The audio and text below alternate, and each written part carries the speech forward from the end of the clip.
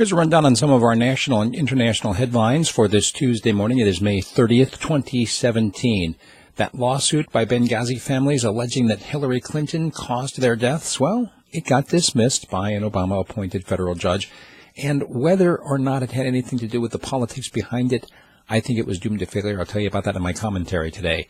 The civilian death toll has risen in Syria's Raqqa, this after yet another U.S.-led coalition airstrike that wiped out an entire neighborhood, not just the militants they were targeting, but also civilians there.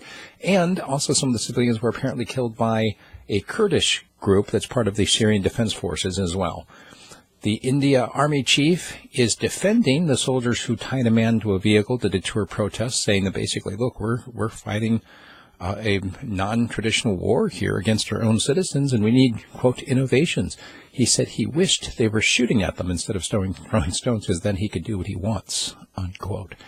John McCain says that Vladimir Putin is a bigger threat to actually not just the United States, but to world peace than ISIS is.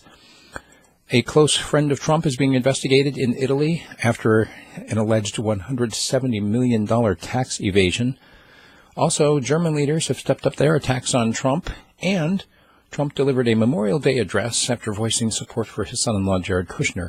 All of this, of course, as Trump has relied mainly on his social media accounts to get his version of events out and criticizes the so-called fake news for their coverage of him and his social media. A female zookeeper was killed at a Hamerton Zoo in a tiger incident, and we've got some racist posters going up in Alexandria, Virginia, and people are just absolutely outraged. Apparently a white supremacist group, these propaganda posters saying, in part, you're losing your country, white man. And get this one, around blacks, never relax. Those posters were removed and replaced with posters touting inclusivity. Lightning and thunderstorms killed 29 people in India's Bihar state, and 11 people were killed in thunderstorms in Moscow.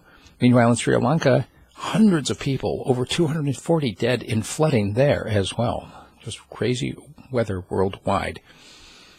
I'd be remiss not to address the Tiger Woods incident, just because it's all over social media and, of course, a lot of the mainstream media as well. People really focusing on the downfall of this once bright star.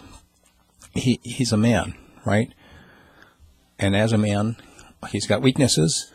This is a very familiar story. People like to elevate people to a high level of respect or whatever, for whatever reason, and then they do something that they lose the respect and they lose their position, and people rejoice in that. It's sad to see.